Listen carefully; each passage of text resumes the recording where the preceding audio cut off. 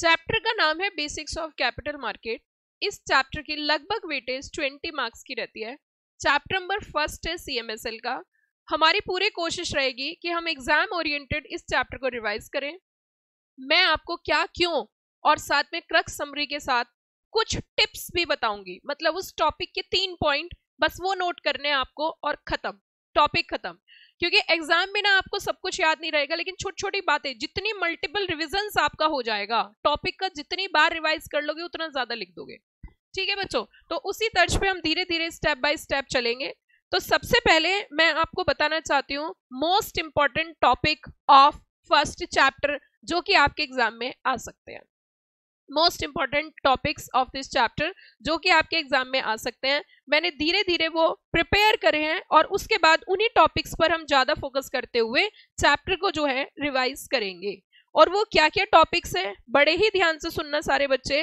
Most important topic of this chapter is anchor investor. मैं सारे topic आपको पढ़ाऊंगी, ऐसा नहीं है मैं एंकर इन्वेस्टर या कोई भी टॉपिक जो है वो मैं आपको कवर नहीं कराऊंगी, ऐसा नहीं है। लेकिन आप पहले एक बार नोट कर लेते हैं कि कौन कौन से टॉपिक जो है वो मोस्ट इंपॉर्टेंट टॉपिक्स हैं, और फिर उसके बाद सारे टॉपिक आपको धीरे धीरे स्टेप बाय स्टेप प्यार से मैं लेके आगे बढ़ूंगी। चलिए जी, तो मैंने कहा जी पहला जो मोस्ट इंपॉर्टेंट टॉपिक है इस चैप्टर का, दैट इज एंकर इन्वेस्टर। मैं एक चीज डिक्लेयर कर देना चाहती हूँ, ये सिर्फ दिसंबर 25 के लिए मैं करा रही हूँ। दिसंबर 25 के लिए रिवीजन सेशन है और उसके अकॉर्डिंग सिलेक्शन है, क्योंकि जून का अलग होता है और दिसंबर का अलग होता है। तो हम सबसे पहले अगर बात करें एंकर इन्वेस्टर की, the most important topic of this chapter, second topic बच्चों DVR है। The most important topic DVR, आप नोट कर सकते हैं कहीं भी, DVR जो है सेकंड इंपॉर्टेंट टॉपिक है फर्स्ट चैप्टर में से। बाकी मैं लगभग सारा ही टॉपिक आपको रिवाइज कराऊंगी, लेकिन फिर भी तीसरा टॉपिक बच्चों FCCBs है, फॉरेन करेंसी कन्वर्टेबल बॉन्ड्स। चौथा टॉपिक IDR है, IDR, चौथा टॉपिक IDR है। पांचवा topic REIT, REIT, REIT। Sixth topic AIF। AIF के ऊपर इतने गोले बनाओ कि बस पेज ना फटे। अगर कुछ ना पढ़ो तो AIF जरूर पढ़ लेना, और वो मैं पढ़ाऊंगी आज की क्लास में, बस पेशेंस रखने में सब पढ़ाऊंगी AIF। अगला important topic that is the call option and put option, बहुत important, practical point of view से भी और थ्योरी पॉइंट ऑफ व्यू से भी। उसके बाद बच्चों DVR मैंने आपको बता ही दिया। आजकल एक और टॉपिक आपसे पूछा जा सकता है, सोशल स्टॉक एक्सचेंज। नया नया है तो पूछा जा सकता है social stock exchange, social stock exchange. VC, venture capital, venture capital. REIT, REIT,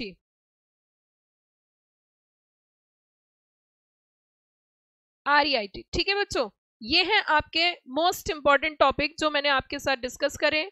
मैंने कहा बच्चों AIF एक ऐसा टॉपिक है इसमें जो बहुत बहुत बहुत ही ज्यादा इंपॉर्टेंट, और एक DVR की कंडीशन, मतलब आपको लर्न होनी चाहिए। मैं चार्ट से अभी रिवाइज कराऊंगी, जो हमने बुक में चार्ट बना रखे हैं वो तमाम चीजें हम रिवाइज करेंगे। पेशेंस के साथ लिख लेना, अभी तक अगर नहीं भी पढ़े ना, एक और क्वेश्चन लिखो, UPI, UPI। बस भैया जी, बस भैया जी, बस बस करो, बस।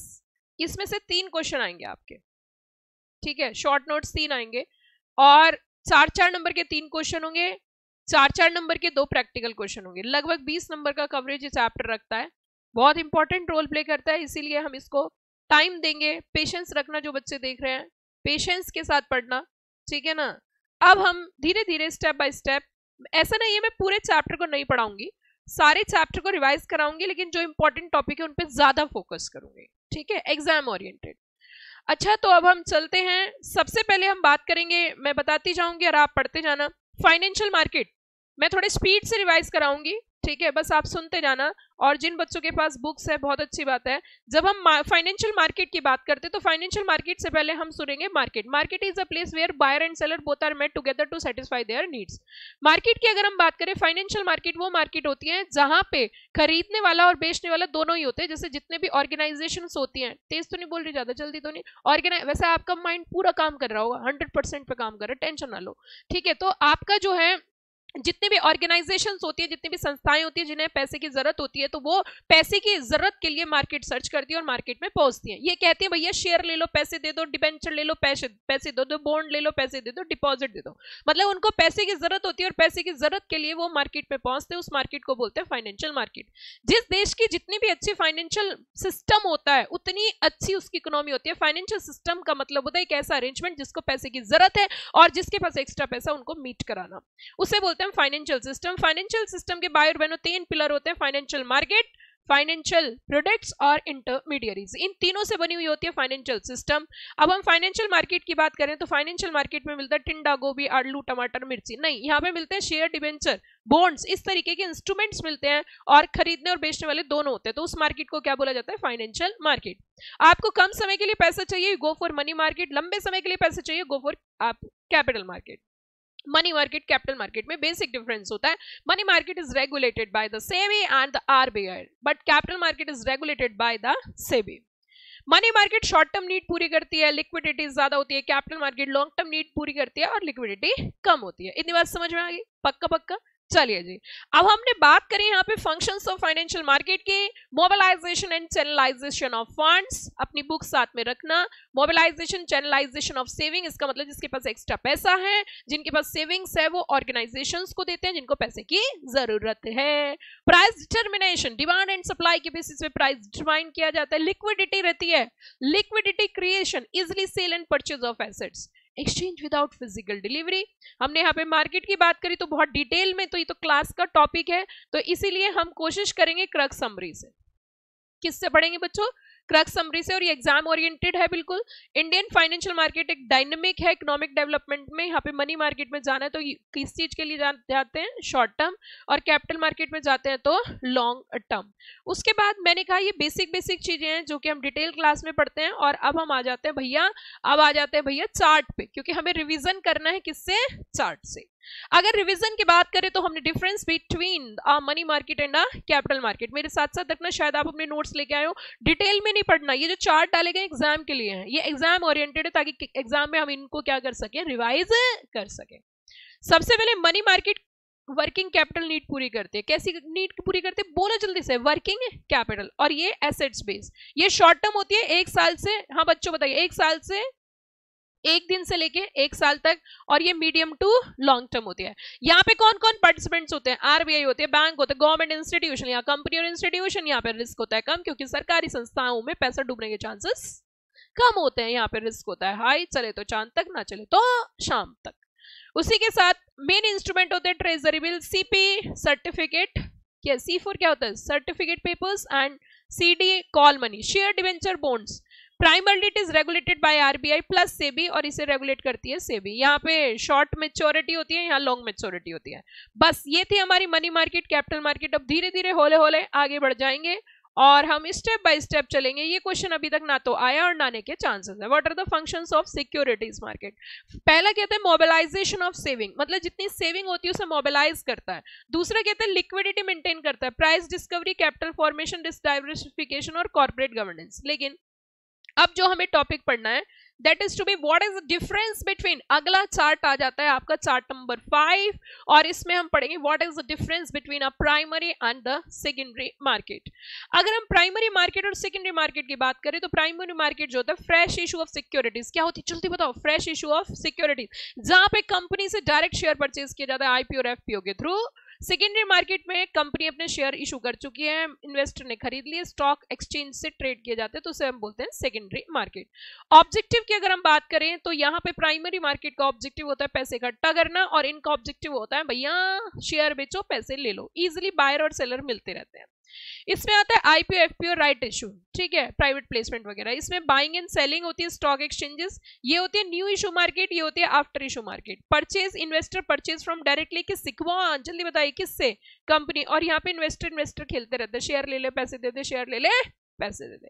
उसके बाद फाइनेंस का रोल, यहाँ पे नया पैसा आता है, यहाँ कोई डायरेक्ट फंडिंग कंपनी के पास नहीं होती है। इंटरमीडियरीज, अंडरराइटर है, लीड मैनेजर है, यहाँ पे कौन कौन है, ब्रोकर है, सब ब्रोकर है, क्योंकि बिना ब्रोकर के आप स्टॉक एक्सचेंज पे किसी प्रकार की कोई ट्रेडिंग नहीं करते। Broker are the members of the stock exchange. अब हम बात करते हैं प्राइसिंग की, बात करते हैं प्राइसिंग के लिए इशू किया जाता है prospectus. It's red herring prospectus where each and every information is not mention, या हम कह सकते हैं कंप्लीट इंफॉर्मेशन नहीं होती है, क्योंकि प्राइस इसलिए मेंशन नहीं होते, क्वांटम इसलिए मेंशन नहीं होते कि प्राइस डिसाइड किए जाते हैं बुक बिल्डिंग प्रोसेस से, ठीक है। आगे चलते हैं market driven price fluctuation, use of funds become capital for company और इनकम फॉर सेलिंग। आगे बढ़ते हुए अगले चार्ट की ओर चलेंगे बच्चों, और अगले चार्ट की ओर अगर हम चलें तो फिर उसके बाद हम पहुंचेंगे नेक्स्ट चार्ट। ये सारा डिटेल डिस्कशन है जो क्लास में बहुत डिटेल में हम पढ़ते हैं, लेकिन साथ साथ हमने इसमें बना रखे अपने चार्ट ताकि हम एग्जाम टाइम पे उनको क्या कर सके बच्चों, रिवाइज। जैसे कि हमने यहाँ पे regulatory framework in securities market की बात करें तो हमने कहा जी SCRA एक्ट है, सेबी एक्ट है, डिपॉजिटरीज एक्ट है, कंपनीज एक्ट है। तो इनका ऑब्जेक्टिव क्या है, तो देखो इनका ऑब्जेक्टिव है सबसे पहला इन्वेस्टर की प्रोटेक्शन करना, मार्केट डेवलपमेंट करना, corporate transparency, efficient capital formation और सिक्योर्ड एंड डिमेटलाइज्ड ट्रांजैक्शन। मैंने कहा था चैप्टर में पूरा ही पढ़ाऊंगी, लेकिन उसमें से जो इंपॉर्टेंट टॉपिक है उस पर हम ज्यादा फोकस करेंगे और आपको मैं एग्जाम पॉइंट ऑफ व्यू से नोट भी बनवाऊंगी छोटे छोटे। आगे चलते हैं, वैसे तो आपकी बुक में सब कुछ अवेलेबल है। अब पहुंच चुके हैं हम असली टॉपिक की तरफ, जिसमें से मैंने कहा था भाई इसको तो AIF जो टॉपिक है ना, मतलब इसको तो इतने अंडे करना, इतने गोल करना, बस पेज ना फटे। AIF ये मान लीजिए आया पड़ा है, आप ये मान लीजिए AIF। तो सबसे पहले हम बात करेंगे इसमें, मैं सबसे पहले AIF की ही बात करती हूँ।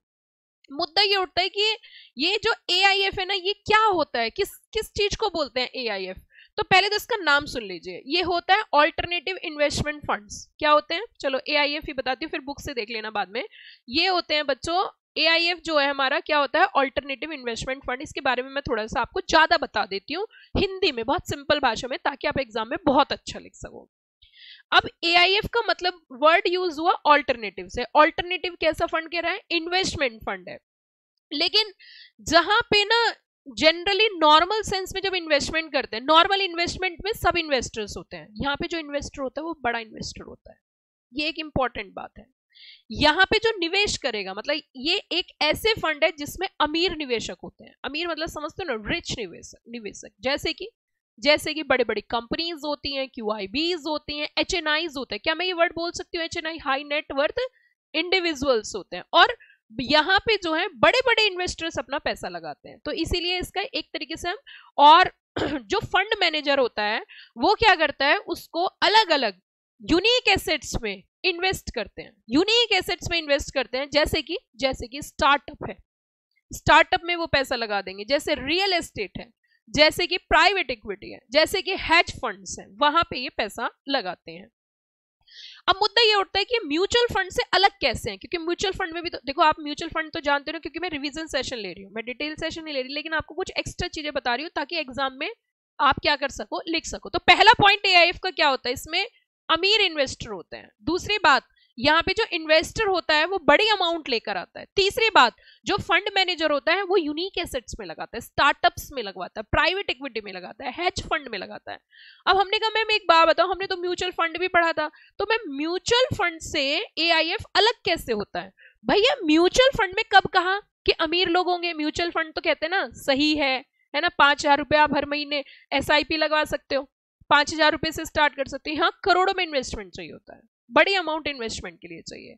तो म्यूचुअल फंड किसके लिए होता है, आम इन्वेस्टर के लिए, और AIF किसके लिए होता है, अमीर इन्वेस्टर के लिए।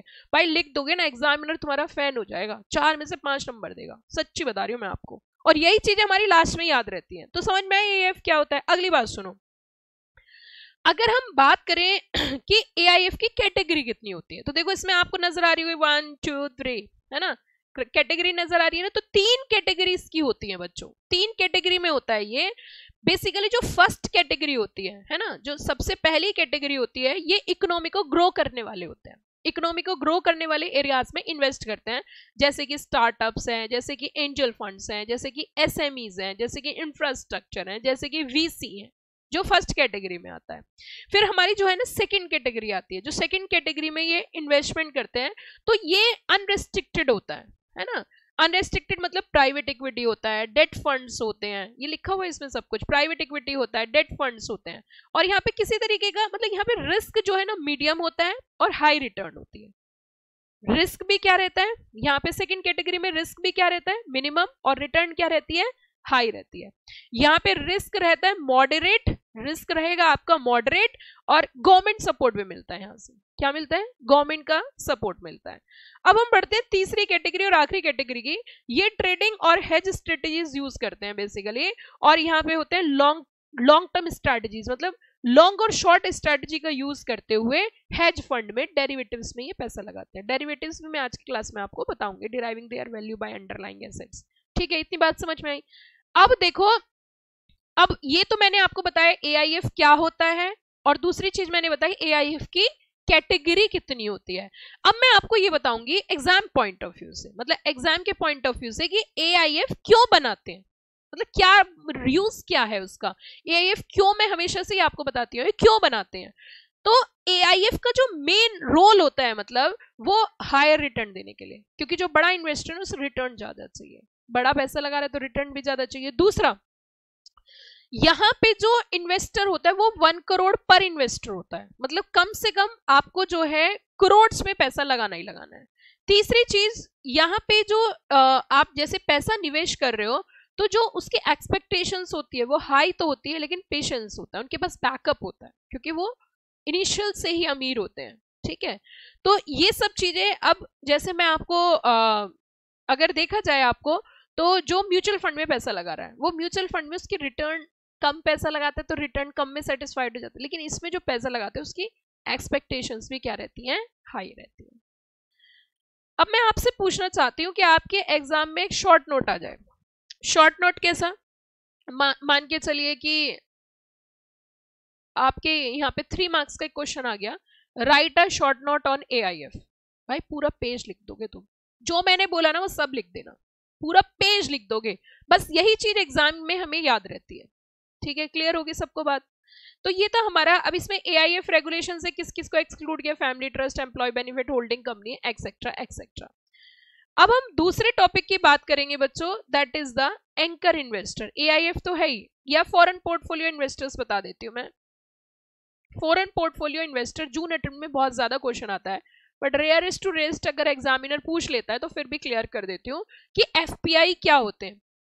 अगर बच्चों में बात करूं एफपीआई की, तो एफपीआई स्टार्टिंग कैसे हुआ है, फॉरेन पोर्टफोलियो इन्वेस्टर। जब हम फॉरेन पोर्टफोलियो की बात करते हैं, पोर्टफोलियो का मतलब होता है बंच ऑफ सिक्योरिटीज, इन्वेस्टर का मतलब होता है जो इन्वेस्ट करता है, राइट। और जब हम फॉरेन की बात करते हैं तो फॉरेन का मतलब है फॉरेनर।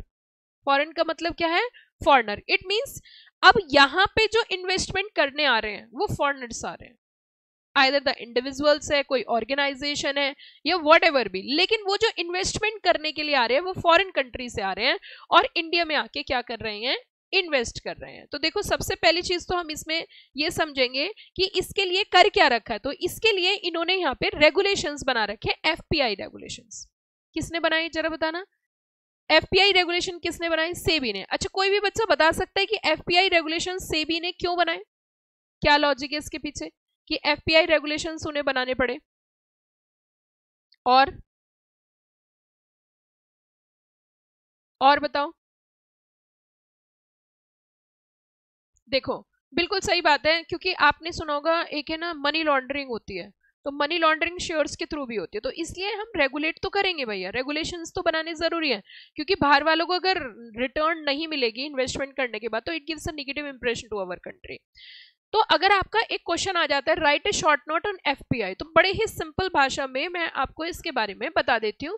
सबसे पहले ये 3 शब्दों से बना, फॉरेन पोर्टफोलियो इन्वेस्टर। नंबर 1, ये एक फॉरेनर निवेशक होते हैं, निवेशक को मतलब इन्वेस्टर्स होते हैं, विदेशी इन्वेस्टर्स होते हैं जो कि इंडियन स्टॉक में पैसा लगाते हैं, मतलब जो इंडियन स्टॉक होता है उसमें इन्वेस्टमेंट करते हैं, जैसे कि शेयर्स है, बॉन्ड्स है, म्यूचुअल फंड्स है, डेरिवेटिव्स है, इन सब में पैसा लगाते हैं। एक बात समझ में आ गई।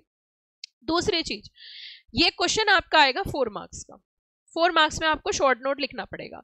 दूसरा, जब कोई फॉरेन पर्सन या कोई भी इंस्टीट्यूशन इंडिया के स्टॉक में, चाहे शॉर्ट टर्म चाहे मीडियम, के लिए पैसा लगाती है ना, तो उसे एफपीआई बोलते हैं, फॉरेन पोर्टफोलियो इन्वेस्टर्स। अब ये पोर्टफोलियो इन्वेस्टमेंट होता है, मतलब ओनरशिप कम और ट्रेडिंग ज्यादा होती है। क्या बोला मैंने? ओनरशिप कम और ट्रेडिंग ज्यादा। जो पॉइंट मैं आपको बता रही हूँ ना, वो टू द पॉइंट है, एकदम टू द पॉइंट चीजें हैं, ठीक है। अब मुद्दा ये उठता है कि कौन एफपीआई बन सकते हैं, मतलब कौन कौन हो सकता है जो एफपीआई में आ सकता है। फॉरेन इंडिविजुअल हो सकता है, एक बात, ठीक है। दूसरा और कौन हो सकता है? फॉरेन कॉर्पोरेट्स हो सकते हैं, फॉरेन बैंक्स हो सकते हैं, पेंशन फंड हो सकता है, सॉवरेन वेल्थ हो सकता है, म्यूचुअल फंड हो सकता है, हेज फंड हो सकते हैं, यूनिवर्सिटी फंड, इंश्योरेंस। लेकिन इंडिया जो इन्हें सब सेबी से क्या होना, रजिस्टर करना पड़ता है। रजिस्टर करेंगे तभी आप एफपीआई की कैटेगरी में आ सकते हैं। अब ये किस चीज में इन्वेस्टमेंट करते हैं?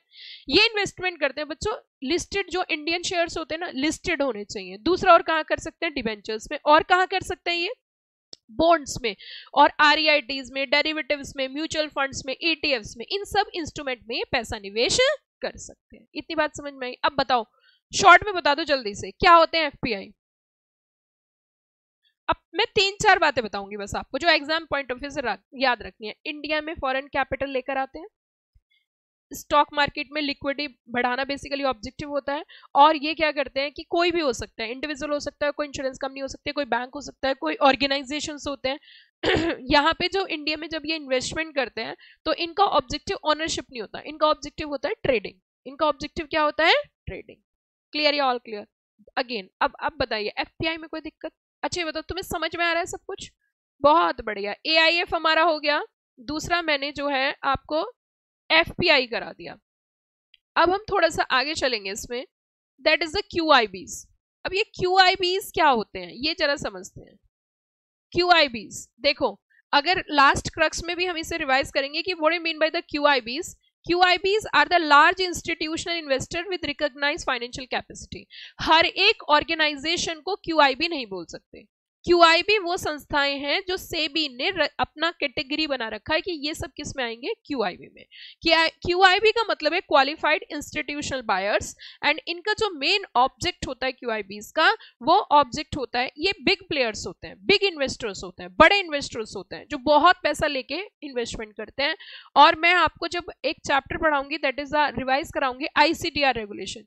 ICDR रेगुलेशन में ये बोला गया है कि अगर डायरेक्टली आप फर्स्ट कैटेगरी की एलिजिबिलिटी कंडीशंस पूरी नहीं कर सकते तो अल्टरनेटिव कैटेगरी में जाके आप QIBs को 75% ऑफर कर दो और नॉर्मल कंडीशंस आपको फॉलो करने की जरूरत नहीं है। याद होगा ना आपको, क्योंकि ये तो मैं रिवीजन करा रही हूँ, अब ऐसे तो नहीं मैं पढ़ा रही हूँ यहाँ पे। तो ये था हमारा, ये भी टॉपिक हमारा यहाँ के खत्म हो जाता है। अब 3 चीजें रिवाइज कर लेते हैं छोटी छोटी, क्योंकि जब हम एग्जाम देते हैं तो हमें एक एक लाइन बहुत इंपॉर्टेंट लगती है, हम पीछे आगे वाले को बोलते हैं पेन मार के, भाई इतना सा बता दे, वो इतना सुन लीजिए जरा। QIB क्या होते हैं? Come on. QIB are the large institutional investor with recognized financial capacity। FPI कौन होते हैं? Foreign investor invested in listed security with regulatory recognition। AIF privately pooled funds in diverse format not covered by the mutual fund rules। Mutual fund में पैसा निवेश नहीं करते। आगे बढ़े, चलिए जी भाई सी और बहनों, अगले टॉपिक की ओर चलते हुए और हम पढ़ेंगे VC private equity, angel fund, anchor investor, HNIs, pension fund. A most important topic, इन 5 में से एक जरूर आएगा, एक आना ही आना है, तय कर लीजिए इस बात को, आएगा ही आएगा। क्या क्या बताया मैंने? VC, PE, anchor investor, HNI, pension fund. जब मैंने क्लास में आपको टॉपिक पढ़ाया था तो आपके दिमाग में छाप दिया था डिफरेंशिएशन करा के कि what is the difference between a VC and a PE and what do mean by the anchor investor. तो अभी देखो जितने भी बच्चे लाइव में पढ़ रहे हैं, अगर किसी भी तरीके की कोई भी प्रॉब्लम आए तो प्लीज प्लीज पूछ जरूर लेना।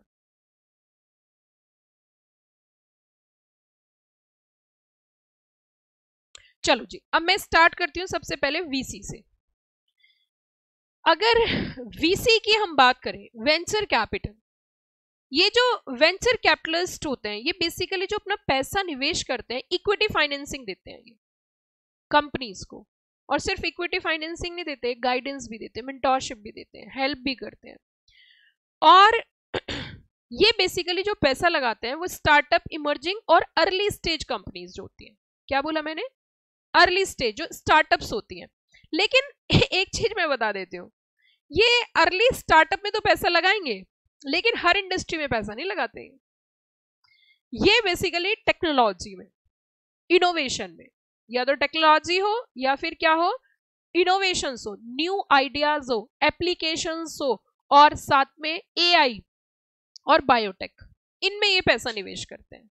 मतलब हर कंपनी में उठा के कोई भी नया सेटअप बनाएगा, नई पैसे लगाएंगे, लेकिन जिनके पास टेक्नोलॉजी, दूसरा क्या बोला मैंने, इनोवेशन, न्यू आइडियाज, एप्स और एआई में पैसा निवेश करते हैं। ठीक है, वही चीज यहां लिखी है, equity financing startup emerging early stage companies with high growth potential in exchange for ownership stake, high risk but potentially high reward, usually 3 to 5 years का ये टाइम लगाते हैं। देखो ये सब कुछ लिखा हुआ है, ऐसा नहीं है कि नहीं लिखा हुआ है, everything is, each and everything is mention here, biotech, pharma, medical service, software, electronic, media, agri etcetera. Equity based होते हैं, पूल्ड फंड होता है, फोकस किस पे करते हैं, स्टार्टअप्स पे, return medium to long term. Exit कब करते हैं, जब कंपनी आईपीओ लेके आती है, आईपीओ लेके आती है अपना एग्जिट हो जाते हैं या मर्जर करती है। ठीक है बच्चों, लेकिन हम यहाँ पे समझना चाहते हैं what is the difference between PE and VC. ठीक है, अब जब हम पीई की बात कर रहे हैं, प्राइवेट इक्विटी की बात कर रहे हैं, तो private equity is investment, private equity is equity investment in companies that are not publicly listed और buyouts of public companies to make them private. It includes HNI. इसमें क्या आएगा बच्चों, एचएनआई। एचएनआई कौन होते हैं, हाई नेटवर्थ इंडिविजुअल्स। ये high net worth individuals कहलाते हैं, इंस्टीट्यूशनल इन्वेस्टमेंट, और ये पैसा लगाते हैं मैच्योर बिजनेसेस में। ये पकड़ने वाली बात है। ठीक है, तो आप एक पेंसिल निकालो, और मैं बहुत शॉर्ट लिखवाऊंगी, ऐसा नहीं मैं बहुत सारा लिखवाऊंगी ना, बस आपके हाथ चलवाने हैं। लिखिए बच्चों जल्दी से, वीसी और पी। वैसे आगे चल के इसमें शायद दे रखा होगा, कहीं नहीं भी दे रखा तो कोई दिक्कत नहीं है। वीसी और पी का एक डिफरेंशिएशन करते हैं, जिससे आगे तक के कॉन्सेप्ट क्लियर हो जाएंगे। ठीक है बच्चों, अब देखो वीसी और पी के बीच में क्या अंतर है। सबसे पहली चीज इन्वेस्टमेंट बताओ आप। वीसी कौन सी कंपनीज में इन्वेस्ट करता है, अर्ली स्टेज, मतलब आप इन्वेस्टमेंट स्टेज बताओ, इन्वेस्टमेंट स्टेज। वीसी कब इन्वेस्ट करता है, अर्ली स्टेज, और पीई मैच्योर स्टेज। क्या बात है, मुझे लगता है तुम रैंक में आने वाले हो। चलिए लिख लिया बच्चों, मैच्योर। अब ये बताओ रिस्क लेवल बताओ, अच्छा वीसी का ज्यादा है या पीई का ज्यादा है, सोच के बताना। भाई मैच्योर कंपनी डूबने के चांस कम है, वीसी के चांसेस ज्यादा हैं, तो इट मींस वेरी हाई, है ना। एंड पीई का लो, पीई के लो चांसेस हैं। ऑनरशिप,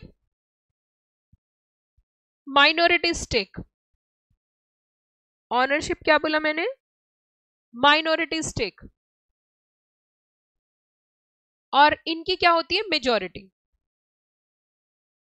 जैसे वीसी पैसा लगाते हैं 10 से 30% तक का पैसा दे दिया, लेकिन जो ये पी होते हैं ना 50 से 100% तक, प्राइवेट इक्विटी।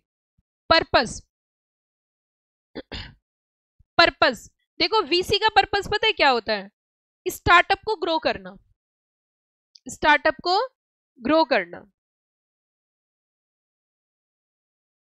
और पी का ऑब्जेक्टिव होता है कंपनी को बाय करके इंप्रूव करना। किसका, पीई, प्राइवेट इक्विटी, मतलब इक्विटी इन द सेंस पैसा लेके आ रहा है, कंपनी को बाय करके इंप्रूव करना।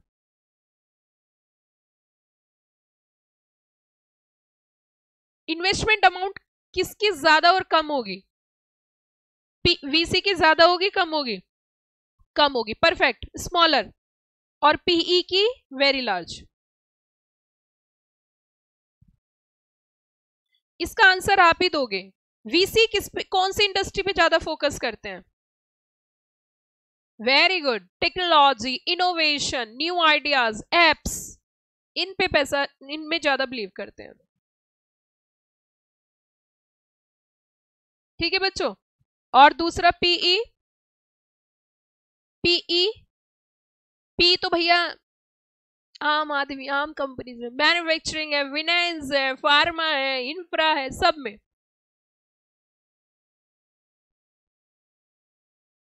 टाइम होरिजन वीसी का होता है 5 से 10 साल के अंदर, और पी का होता है 3 से 7।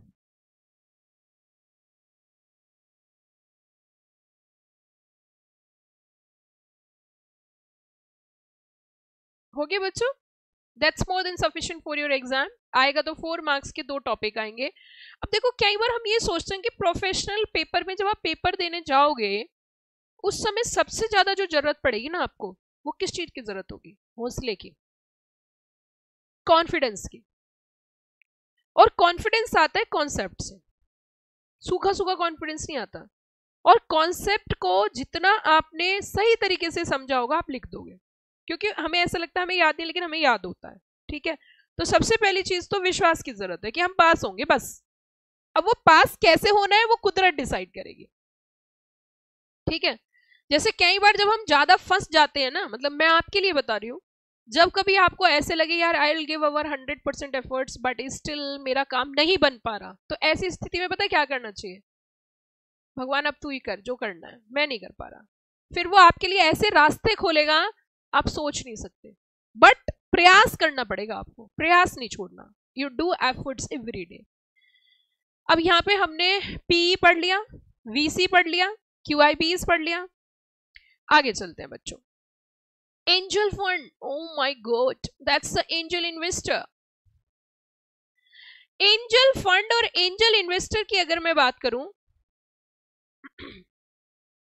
एंजल फंड क्या होते हैं? एंजल फंड क्या होता है? एंजल फंड आपके हिसाब से एंजल फंड एक सब कैटेगरी होती है वीसी की। ठीक है, जो कि एंजल इन्वेस्टर से पैसे इकट्ठा करते हैं। मैम ये एंजल शब्द नहीं समझ में आ रहा है। एंजल एक पूल्ड इन्वेस्टमेंट होता है, मतलब जो एक फरिश्ते की तरह आता है और अर्ली स्टार्टअप में आता है।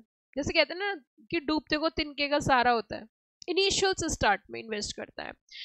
ये फंड जो होता है एक ग्रुप ऑफ वेल्दी इंडिविजुअल्स होता है, मतलब बहुत अमीर लोग होते हैं, उनका एक ग्रुप होता है, उसे एंजल इन्वेस्टर्स बोलते हैं, कि पैसे को कलेक्ट करता है और स्टार्टअप में लगा देते हैं ये। ठीक है, एंजल इन्वेस्टर को हाई ग्रोथ मिलती है। क्या बोला मैंने? हाई ग्रोथ वाले स्टार्टअप में अर्ली एंट्री का फायदा मिलता है। अर्ली एंट्री जैसे इलेक्ट्रिक कार्स हैं बेसिकली, जैसे इलेक्ट्रिक कार्स में आप एकदम से एंट्री कर लो तो ऑब्वियस बात है आपको अर्ली मूवर एडवांटेज मिलेगा। दूसरी चीज देखो, यही सब लिखा है जो मैं बोल रही हूँ। Earliest stage investor usually farmer entrepreneur, mentoring and strategic advice भी ये देते हैं। एंजल नेटवर्क और क्या, इक्विटी क्राउड फंडिंग। उसी के साथ साथ अगर आप 2-3 पॉइंट लिखना चाहो छोटे छोटे से, तो एंजल फंड का मतलब ऑब्जेक्टिव क्या होता है? एंजल फंड का क्या ऑब्जेक्टिव होता है? स्टार्टअप को अर्ली स्टेज पर कैपिटल प्रोवाइड करना। दीदी हेलो, पेन चलाओ बेटा।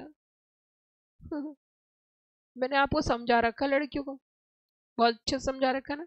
क्या सारी ब्यूटी खत्म हो जाती है आफ्टर मैरिज? गुड मॉर्निंग विमजल, गुड इवनिंग विमजल, इसलिए पढ़ लो बेटा, लिखो बेटा लिखो। हाँ जी, स्टार्टअप को अर्ली स्टेज कैपिटल प्रोवाइड करना। अच्छा, आपको यहाँ पे कंफ्यूजन नहीं हो रहा? मुझे तो हो रहा है। मैम फिर ये बताओ, वीसी भी तो यही करता था? नहीं नहीं चला दिमाग? वीसी भी तो यही काम कर रहा था, और पी ये क्या बोलते हैं इसको, एंजल फंड भी यही कर रहा है। दोनों में अंतर बताऊंगी, दोनों के बीच में डिफरेंस क्या है। तो आगे लिखिए, आईडीए को मार्केट में लॉन्च करना, सेकंड पॉइंट। एंजल फंड का जो ऑब्जेक्टिव है, आइडिया को मार्केट में लॉन्च करना। Next, guidance mentorship and next one is network provide करना। गाइडेंस, मेंटोरशिप और नेक्स्ट क्या बोला इन्होंने? नेटवर्क प्रोवाइड करना। Investor Sanjay Mehta founded over 100 startups including OYO, box 8, ये सब में काम किया है। What is the difference between an angel fund and the VC? What is the difference between angel fund and VC? दोनों के बीच में क्या अंतर है? देखो बेटा लिखो, angel fund very early stage पे आता है, मतलब आइडिया से भी पहले, आइडिया भी नहीं था तब तक आपके पास, उससे भी पहले, वेरी अर्ली स्टेज। और वीसी अर्ली टू ग्रोथ जाता है। वीसी जो है अर्ली टू ग्रोथ जाता है। अगर किसी ने पहले नहीं भी पढ़ा ना, वो भी इसे पढ़ेगा तो उसका भी भला हो जाएगा, है ना। एग्जाम ओरिएंटेड है बिल्कुल, एकदम टू द पॉइंट। आपको समझ में आया? आइडिया नहीं भी था उससे पहले आ जाते हैं। जैसे आपको कोई स्टार्टअप स्टार्ट करना है, आपके पास इंफ्रा नहीं है, एक ग्रुप के पास इंफ्रा है, वो आपसे रेंट नहीं लेगा, बस हिस्सेदारी लेगा, तो वो क्या हो गया आपके लिए? एंजल। दूसरा पॉइंट, रिस्क लेवल। देखो हमने अगर पीई और वीसी में डिफरेंस किया था तो वेरी हाई रिस्क था, लेकिन एंजल फंड तो वो है जो आईडीए से भी पहले स्टार्ट कर चुका है, तो किस में ज्यादा होगा? एंजल फंड में, एज कंपेयर टू वीसी।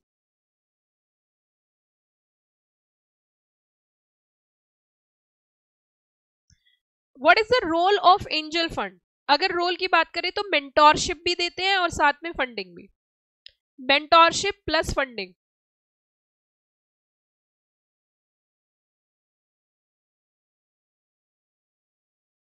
ठीक है, और वो दूसरे क्या प्रोवाइड करते हैं? फंडिंग, बिजनेस स्ट्रेटजी और ग्रोथ। ये कौन देता है? वीसी।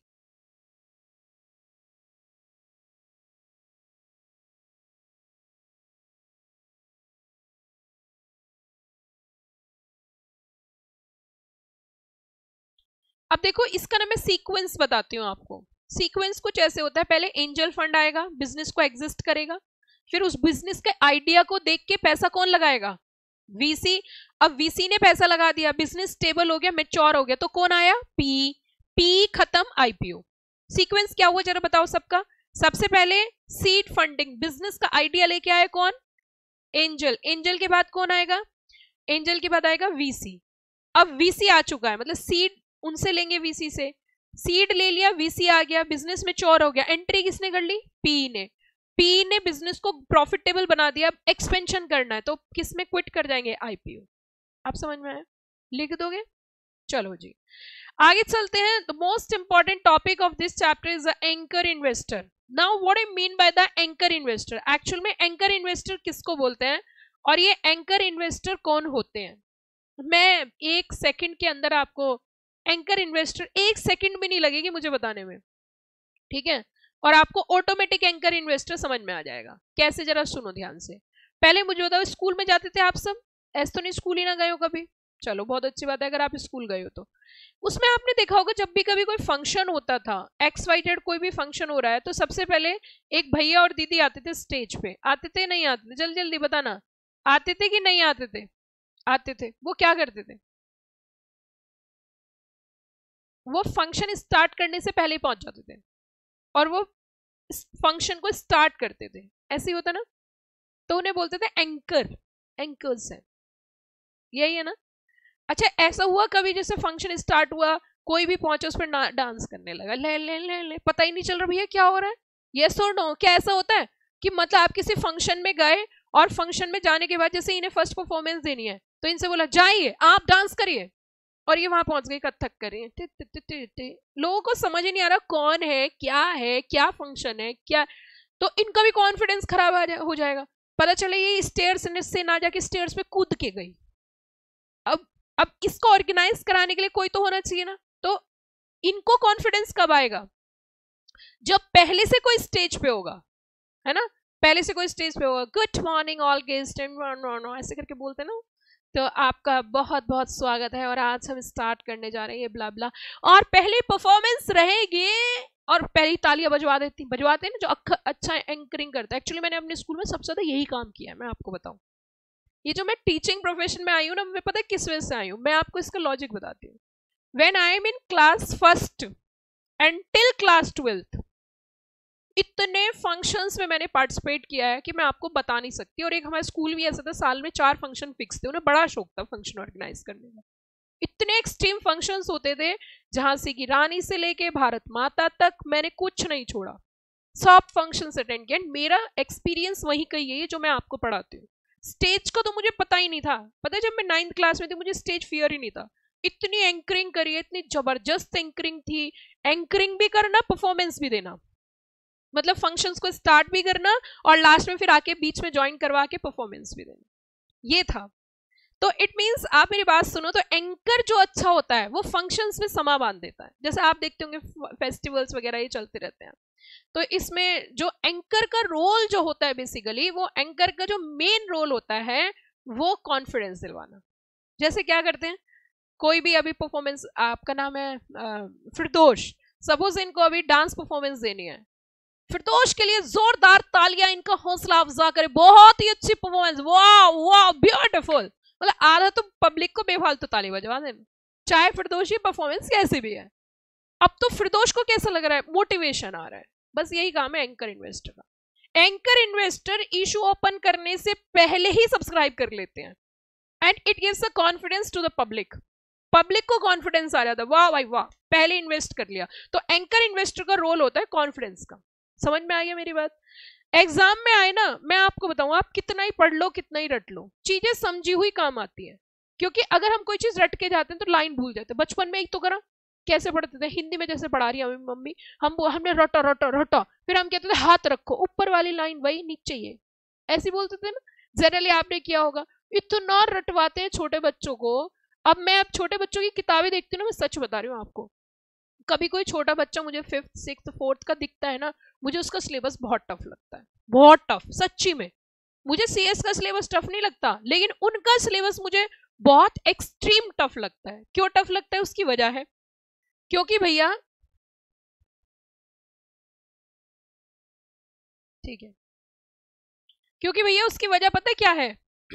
उसकी वजह ये है कि वहां पे ऐसी ऐसी चीजें आती हैं जो पढ़ने में ही बहुत टफ होती है। 6ठी क्लास का बच्चा बेचारा कितना अच्छा, सच्ची बताओ ईमानदारी से, तुम्हें सीएस टफ लगती है, सच बताना, कोई कॉन्सेप्ट ऐसा लगता है जो समझ नहीं आ रहा। 9th क्लास की हिस्ट्री बताओ, तुम्हें याद है क्या? बीसी कहाँ गया, 00, और जो भैया कौन सा वो battle of Plassey, I don't know क्या ही तो था। और सोचो 9th क्लास की केमिस्ट्री कैसी थी, दिन में पढ़ो रात को साफ, अगले दिन एग्जाम में माफ, यही होता था ना केमिस्ट्री। मुझे तो थोड़ा बहुत रस जो पढ़ने में आया ना, एक्चुअल में जो मुझे पढ़ाई लगी अच्छी वाली, वो लगी कॉमर्स में। कॉमर्स में कुछ समझ तो आता था, ट्रक होती है, बस होती है, कंपनी होती है, ये चलता है वो चलता है, अब A + B + C = A = C, ये हमें समझ, हमारी समझ से भाई बिल्कुल परे था। ये साइंस वाले बच्चे वो चश्मा वश्मा लगा के, उनको देख के ऐसा कितना पढ़ता है यार ये, ठीक है। लेकिन मैं ये कहना चाहती हूँ, आप जो पढ़ो इंटरेस्ट के साथ चीजों को डिलीवर किया जाए तो बच्चों को आसान लगती है। आपको लिखना है एंकर इन्वेस्टर, मैंने आपको जो कॉन्सेप्ट दिया इसके बेसिस पे आप बहुत कुछ लिख सकते हो। अब एंकर इन्वेस्टर की अगर हम बात करें, एंकर इन्वेस्टर एक QIB ही होता है सबसे पहली चीज। लेकिन एंकर इन्वेस्टर और QIB में एक बेसिक डिफरेंस होता है कि वो मिनिमम 10 करोड़ आईपीओ में, मतलब जब होता है मेन बोर्ड में आईपीओ, बुक बिल्डिंग के थ्रू इन्वेस्टमेंट कर ही देता है। तो यहाँ पे अगर हम एंकर इन्वेस्टर की बात करें, अब टेक्निकल टर्म्स की बात कर लेते हैं एंकर इन्वेस्टर की, कि बेसिकली जो अलॉटमेंट आईपीओ ओपन होने से पहले वो आ जाता है एंकर इन्वेस्टर, और QIB ओपन होने के बाद। तो लिखिए एक बार, एक टर्म बनाइए, ज्यादा अच्छा रहेगा आपके लिए।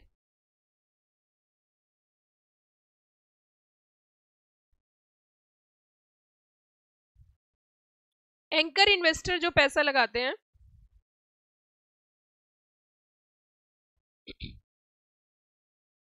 Anchor investor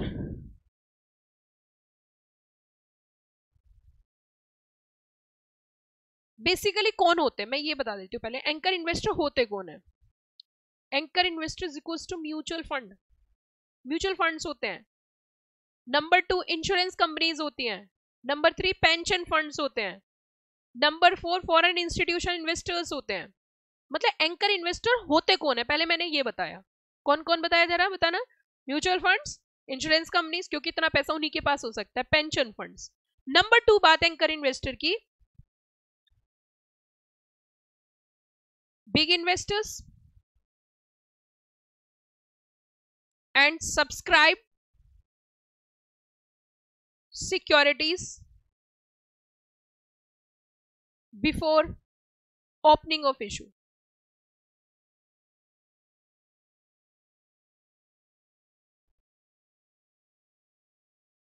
Securities before opening of issue.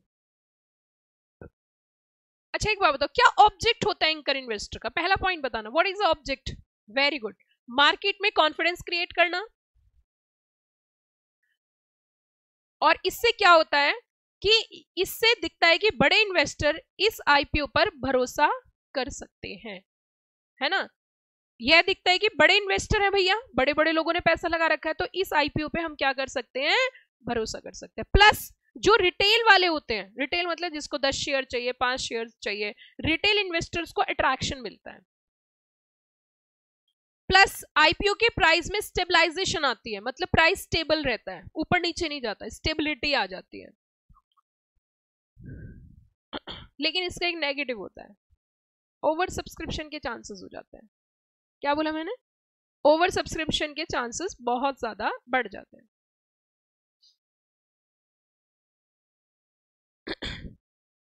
इनका लॉक इन भी अप्लाई होता है। मैं टेक्निकल चीजें यहाँ बता देती हूँ, देखो सुन लीजिए ध्यान से, अब आपको बहुत अच्छा समझ में आया। Anchor investor is a QIB who applies for minimum 10 crore in a main board through book building और ₹2 करोड़ इन SME। लीगल रेफरेंस की पॉइंट्स अलाउड अप टू कितना, 60% ऑफ QIB पोर्शन, QIB में से 60% इनको दिया जाता है। जैसे मान के चले QIB के लिए 75% हो गया, तो QIB में से 60% किसके लिए रख दिया, एंकर इन्वेस्टर के लिए।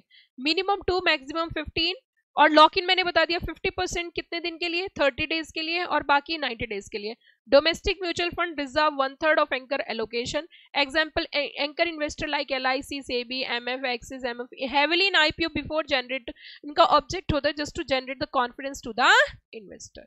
ठीक है बच्चों, अब आपको ऐसा लग रहा होगा कि मैम एक बात बताइए, जैसे QIB मैं आपको बता रही थी, तो मैंने कहा था मैं QIB और एंकर इन्वेस्टर के बीच में डिफरेंस कराती हूँ, तो वो और कर लेते हैं एक बार, क्योंकि अच्छा है एग्जाम के लिए, आपके लिए बहुत अच्छा रहेगा। Difference between anchor investor and QIB।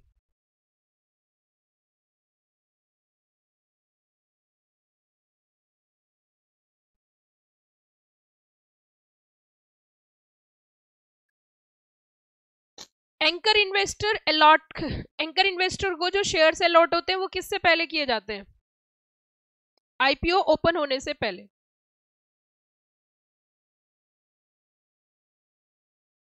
और QIB को ओपन होने के बाद।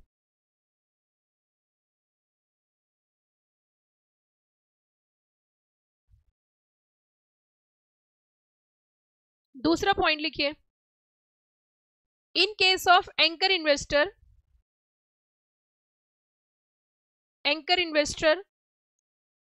Reservation out of QIB portions, reservation out of QIB portion, उनको जो रिजर्वेशन दिया जाता है वो किस में से दिया जाता है, QIB पोर्शन में से।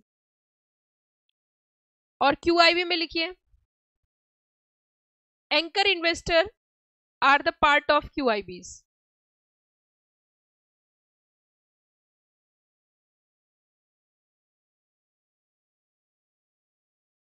Anchor investor are the part of QIBs। That's it, इतना काफी है आपके लिए। ठीक है बच्चों, HNI अगर हम बात करें, HNI हाई नेटवर्थ इंडिविजुअल्स होते हैं, इसकी कोई डेफिनेशन इंडिया में नहीं है। 2 करोड़ इन्वेस्टेबल सरप्लस 25 लाख से 2 करोड़ तक हो सकता है, नॉन इंस्टीट्यूशनल इन्वेस्टर्स होते हैं। अगर मैं पेंशन फंड की बात करूं बच्चों, तो पेंशन फंड में क्या होता है कि रिटायरमेंट के टाइम पे जो बेनिफिट्स दिए जाते हैं वो पेंशन फंड से होते हैं। 2 तरीके के पेंशन फंड हो सकते हैं, एक हो सकता है आपका ऑर्गेनाइज्ड, एक हो सकता है अनऑर्गेनाइज्ड। मतलब जो गवर्नमेंट पेंशन फंड होते हैं, कुछ प्राइवेट ऑर्गेनाइजेशंस जो है अपने पेंशन फंड्स बनाती हैं, तो इसमें करने के लिए कुछ ऐसा बहुत ज्यादा नहीं है कि हम बहुत ज्यादा करें। उसके बाद बच्चों इसमें हम पढ़ेंगे अब सीधा DVR, that's very very important concept. DVR, differential voting right shares. अगर बच्चों DVR की बात करें, इक्विटी शेयर्स विद DVR, तो ये डिफरेंशियल वोटिंग राइट्स होती है। Condition for issuance of DVR, सबसे पहले authorization by article of association. Voting power for DVR कितने से ज्यादा एक्सीड नहीं होनी चाहिए, 74%। इसके लिए क्या करना है, OR पास करना है, और आपको के कोई डिफॉल्ट्स नहीं होने चाहिए, मतलब आपके अगेंस्ट कोई नोटिस इशू ना हो। इसके आगे लिख लो रटना है, और इसे रट्टा मार देना। प्लस डिस्क्वालिफिकेशन, रट लेना पूरे तरीके से। डिस्क्वालिफिकेशन क्या किया मैंने इंपॉर्टेंट क्वेश्चंस में भी बताया। Defaulted in filing return, default नहीं होना चाहिए लास्ट 3 ईयर से। आपने डिपॉजिट्स का, डिबेंचर्स का, डिविडेंड का किसी भी तरीके का डिफॉल्ट ना किया हो रीपेमेंट में, और आपके अगेंस्ट कोई पेनल्टी नोटिस या पेनल्टी ना लगी हो रेगुलेटरी बॉडी से, RBI, SEBI और FEMA, RBI, SEBI और FEMA। ये DVR is a very very important concept, इसीलिए इसे आप बहुत अच्छी तरीके से कवर अप कर लेना। देखो डिबेंचर्स मैं नहीं मानती कि मैंने पूरे टेबल्स दे रखी हैं और डिबेंचर जस्ट रीड टॉपिक है। डिबेंचर आप बचपन से पढ़ते जा रहे हो कि इसमें बहुत ज्यादा मैं कुछ एलाबोरेट करूं, टेक्निकल टर्म्स को ज्यादा समझो। डिबेंचर इतना इंपॉर्टेंट भी नहीं एग्जाम के लिए, ठीक है। तो डिबेंचर क्या कितने तरीके के होते हैं, fully convertible, partly convertible, non convertible और ऑप्शनली कन्वर्टेबल। उसके बाद बच्चों बॉन्ड्स की अगर हम बात करें तो बॉन्ड्स में हमने कहा था गवर्नमेंट बॉन्ड्स होते हैं। गवर्नमेंट बॉन्ड्स जनरली कौन इशू करती है, पब्लिक सेक्टर अंडरटेकिंग और गवर्नमेंट्स। यहाँ पे इंटरेस्ट रेट तो कम होता है लेकिन रिस्क बहुत कम होता है। इंटरेस्ट रेट कम है तो रिस्क भी कम है, पैसे डूबने के चांसेस बहुत कम होते हैं। एक होते हैं हमारे कॉर्पोरेट फंड्स जो कि प्राइवेट और पब्लिक कंपनीज इशू करती हैं, बैक्ड बाय कोलेट्रल होता है। और हाँ, इनको जो है क्रेडिट रेटिंग एजेंसी से क्या कराई जाती है, रेटिंग जरूर कराई जाती है। टैक्स सेविंग बॉन्ड्स जहाँ पे गवर्नमेंट की तरफ से कुछ टैक्सेशन बेनिफिट्स दिए जाते हैं। फिर उसके बाद एक कॉन्सेप्ट आता है बच्चों फॉरेन करेंसी कन्वर्टेबल बॉन्ड्स। ये बहुत मोस्ट इंपॉर्टेंट टॉपिक्स में से एक टॉपिक है, इसके बारे में मैं आपको बता देती हूँ। फॉरेन करेंसी कन्वर्टेबल बॉन्ड्स वो बॉन्ड्स होते हैं जब इंडियन कंपनी फॉरेनर इन्वेस्टर को इशू करती है, डॉलर डिनोमिनेटेड होते हैं, इसमें इंटरेस्ट का पेमेंट भी आपको डॉलर्स में ही करना होता है। रट लेना इसे बहुत अच्छी तरीके से। और यहाँ पे ये आप समझ सकते हो इंटरेस्ट एंड प्रिंसिपल पेबल किस में होती है, फॉरेन करेंसी में। कन्वर्ट किस में किया जाता है, equity shares of issuing company, क्योंकि नाम है फॉरेन करेंसी कन्वर्टेबल बॉन्ड्स जो कि कन्वर्ट होंगे आगे चल के।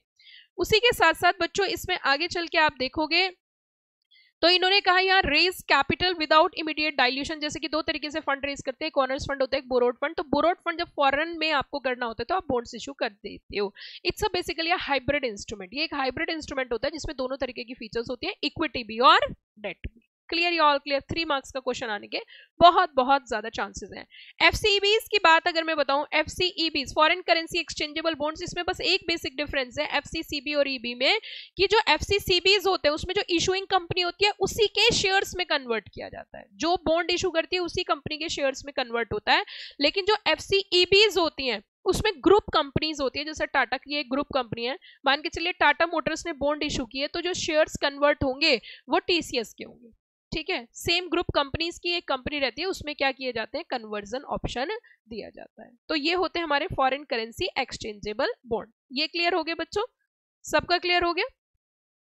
अब उसके बाद ये मैंने इसमें कंपैरिजन टेबल दे रखी है। यहाँ पे इशूअर इक्विटी शेयर्स, यहाँ पे अनदर ग्रुप, ये इशूअर कंपनी होती है और इसमें ऑफर्ड कंपनी होती है। इसमें 2 होते हैं, इशूअर इन्वेस्टर, यहाँ 3 होते हैं, इशूअर इन्वेस्टर और ऑफर कंपनी जो शेयर्स दे रही है, ठीक है। ये भी फॉरेन करेंसी में होते हैं, ये भी फॉरेन करेंसी में होते हैं। It's external commercial borrowing. External मतलब आउटसाइड इंडिया, कमर्शियल मतलब कॉमर्स के लिए एंड कमर्शियल पर्पज के लिए ये आती है। सो अब आगे अगर हम चले, आईडीआर इंडियन डिपॉजिट रिसीट में क्या होता है कि जब भी कभी फॉरेन कंपनी इंडिया से फंड रेज करती है इंडियन रुपीज में तो उसे हम बोलते हैं इंडियन डिपॉजिटरी रिसिट। इसमें जो इन्वेस्टर होता है वो इंडियन होता है, जो कंपनी होती है वो बाहर की होती है, तो इसे बोला जाता है इंडियन डिपॉजिटरी रिसिट। जो इंडियन डिपॉजिटरी होती है वो अंडरलाइंग इक्विटी, अंडरलाइंग शेयर्स जो फॉरेन के होते हैं उनके अगेंस्ट यहाँ पे डिपॉजिटरी रिसिट इशू करती है, तो इसे बोलते हैं आईडीआर। इसका जस्ट उल्टा होता है एडीआर। एडीआर में क्या होता है, जो कंपनी होती है शेयर इशू करती है वो इंडियन होती है और इन्वेस्टर बाहर का होता है। तो बाहर का जो डिपॉजिटरी होती है, आउटसाइड इंडिया की जो डिपॉजिटरी होती है जिसे हम ओवरसीज डिपॉजिटरी बोलते हैं, वो रिसीट इशू करती है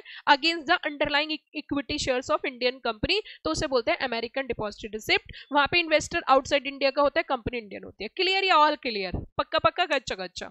तो भैया अब हम आगे चलते हुए होले होले धीरे धीरे, the most important topic of this chapter is the derivatives.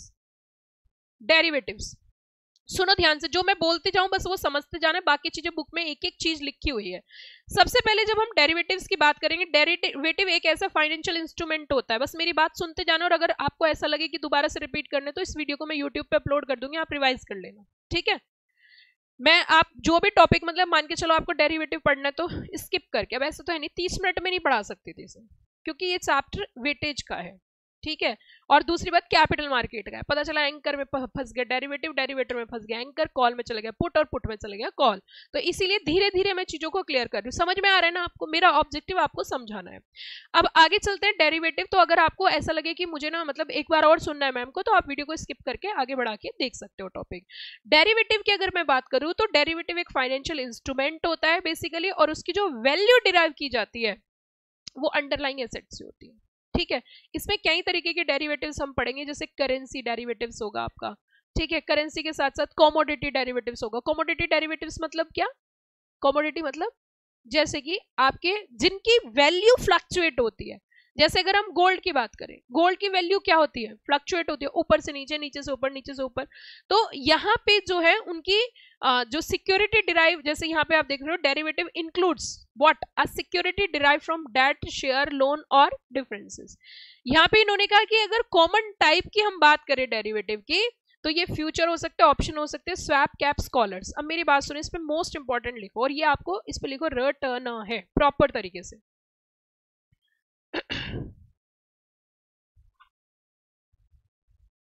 मतलब मैं कह सकती हूँ इसकी खुद की अपनी कोई वैल्यू नहीं होती है, इसकी अपनी खुद की कोई वैल्यू नहीं होती है, इसकी वैल्यू डिराइव की जाती है, इसकी वैल्यू खुद की नहीं होती है। डिपेंड किसके ऊपर करता है, इट में भी, मैंने आपको भी बताया, शेयर्स पे हो सकता है, इट में भी हो सकता है इंडेक्स, इंडेक्स मतलब निफ्टी और सेंसेक्स। ये हो सकता है आपकी कमोडिटीज, कमोडिटीज में क्या क्या चीज आती है, गोल्ड आता है, सिल्वर आता है ना, क्रूड ऑयल्स आते हैं, और आपकी करेंसी में आती है यूएस डॉलर्स, यूरो है, आईएनआर है, जो भी है, ठीक है। इंटरेस्ट रेट, अगर हम सिंपल सी बात करें, अगर गोल्ड की कीमत ऊपर नीचे होती है, ओ माय गॉड, अगर गोल्ड की कीमत ऊपर नीचे होती है, जैसे ऊपर नीचे जा रहा है, गोल्ड फ्यूचर मिला तो उसके प्राइस फ्लक्चुएट होते हैं, तो उसी तरीके से डेरिवेटिव की कीमत अंडरलाइंग गोल्ड्स होती है, जैसे गोल्ड का रेट बढ़ेगा तो डेरिवेटिव का रेट भी इंक्रीज हो जाएगा।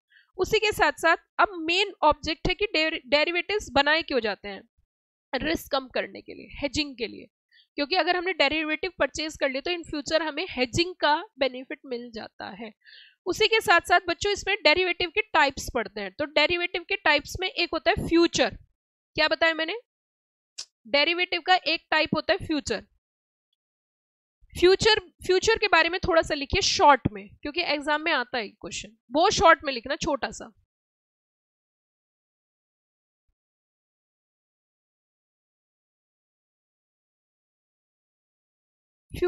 Future derivative is equals to,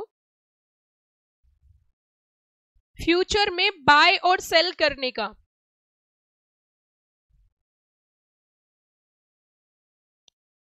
future में बाय और सेल करने का लीगल कॉन्ट्रैक्ट, ठीक है, क्या होता है, लीगल कॉन्ट्रैक्ट।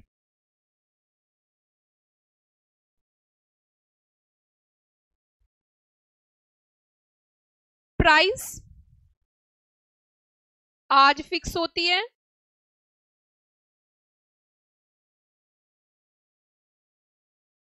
एंड खरीदना फ्यूचर में होता है।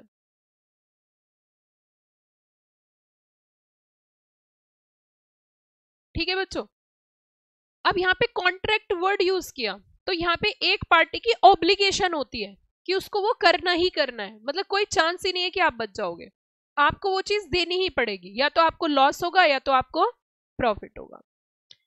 आगे लिखिए बच्चों, एक होता है option, option is a right but not a obligation, right but not a obligation, and there are two types, call and put, call and put। Call option is equals to buy करने का right, put option is equals to sell करने का right.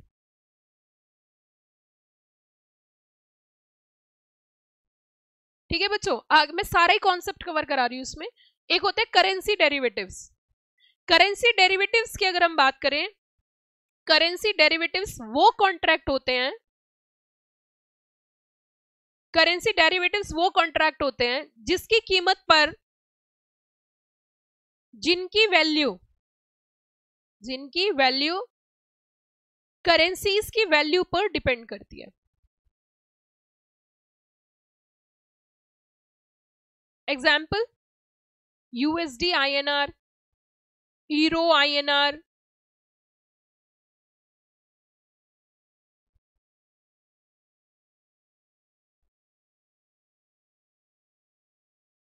जैसे future में ना हमें पता है इंडियन रुपीस कमजोर हो सकता है, तो हम क्या करते हैं, कंपनी डॉलर फ्यूचर्स परचेज कर लेती है। क्या बोला मैंने, डॉलर फ्यूचर। इससे फायदा क्या मिलता है, इससे ना फ्यूचर में होने वाले जो लॉसेस होते हैं, जैसे हमें भविष्य में पेमेंट करना है फॉरेन करेंसी में, और हमारे इंडियन रुपी सस्ता हो गया तो हमें तो ज्यादा पैसा देना पड़ेगा, तो हमने अगर फ्यूचर परचेज कर रखा है तो उससे हमारा रिस्क जो है वो मिनिमाइज हो जाता है। ठीक है। तो पहला फायदा जो होता है कि फ्यूचर में होने वाले जो लॉसेस होते हैं ना वो मिनिमाइज हो जाते हैं, रिस्क लॉस को मिनिमाइज करते हैं। दूसरा, हेजिंग हो जाती है, जो इंपोर्ट एक्सपोर्ट करते हैं उनको हेजिंग का बेनिफिट मिलता है। तीसरा, प्राइस गेस हो जाते हैं, मतलब स्पेकुलेशन से आप बच जाते हो, ये सारे बेनिफिट्स हैं। एक होता है बच्चों कमोडिटी डेरिवेटिव्स।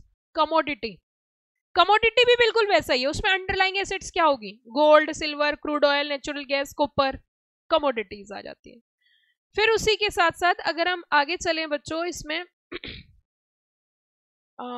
एक आता है वारंट। वारंट मैंने आपको बिल्कुल ऐसे ही बताया था जैसे बचपन में क्या होते थे, बचपन में आप कोई सामान खरीदने जाते थे तो चिप्स के साथ अंदर से एक पर्ची निकलती थी और उस पर्ची को लेके फिर दुकान पे जाते थे और उसमें से घूमने वाला पंखा, चिपकाने वाले टैटू और पता नहीं क्या क्या लेके आते थे।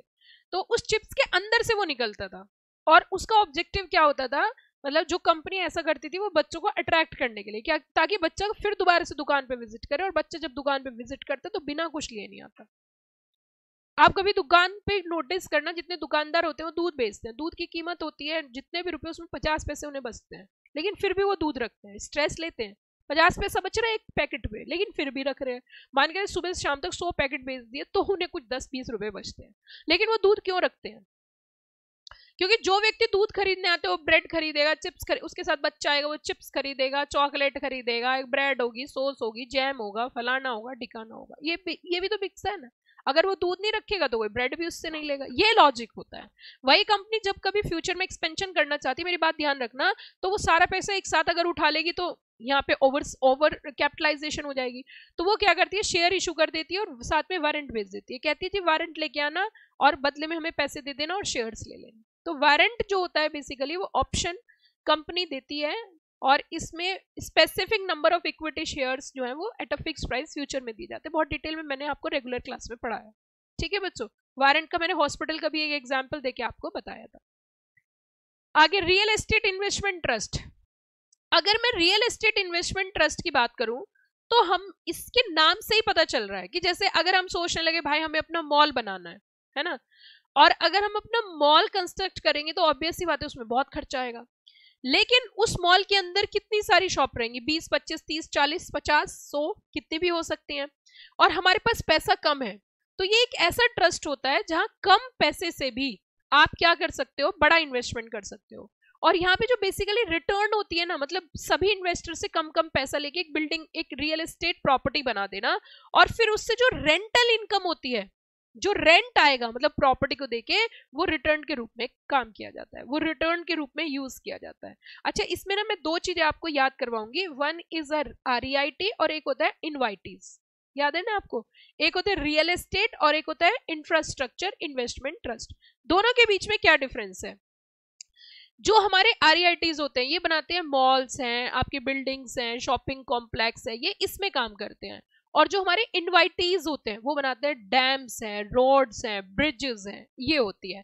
अच्छा, दूसरी चीज आप एक बात बताओ, जो हमारी REITs होगी, मतलब REIT में जनरली किस में पैसा लगाते हैं, ऑफिस में, बिल्डिंग में, शॉपिंग मॉल्स में, वेयर हाउसेस में और होटल्स में, मतलब रियल एस्टेट में पैसा लगाता है।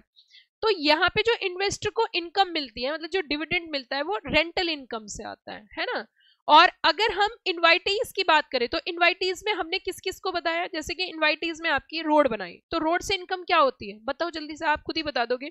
रोड से इनकम होती है टोल की, टोल इनकम जनरेट होती है, तो वो आपके जो है इन्वेस्टर्स को मिलती है। जैसे PPP कॉन्सेप्ट चलता है, पब्लिक प्राइवेट ओनरशिप, है ना, तो आजकल इस पे बहुत काम चल रहा है, जितनी रोड्स वगैरह, तो जो टोल इनकम जनरेट होती है वो उनको डिवाइड की जाती है इनकम के फॉर्म में। क्लियर होगी बच्चों? तो ये थी हमारी REIT, इनवाइटीज, ये दोनों चीजें मैंने बताई। उसके बाद म्यूनी बॉन्ड्स, म्यूनिसिपल कॉर्पोरेशन जब बॉम्बे ने पहली बार इशू किए थे, उनको वहां पे अपनी क्लीनिंग के लिए या कुछ भी म्यूनिसिपल डिपार्टमेंट को कुछ पैसे की जरूरत थी तो वो बॉन्ड्स इशू करते हैं, उन्हें बोलते हैं म्यूनी बॉन्ड्स। ये था बच्चों आपका पहला चैप्टर, जो मैंने बहुत कोशिश करी, अपने एफर्ट्स लगाए बेहतरीन तरीके से 60 मिनट में पूरा chapter with important topics cover कराया। कोई दिक्कत किसी को? ये चैप्टर में से आपके कॉल ऑप्शन पुट ऑप्शन से प्रैक्टिकल क्वेश्चंस आ सकते हैं, जिसका एक अलग से ही आपको सेशन दिया जाएगा, ठीक है। तो ये था एग्जाम ओरिएंटेड पहला चैप्टर, और ये हमारे यहाँ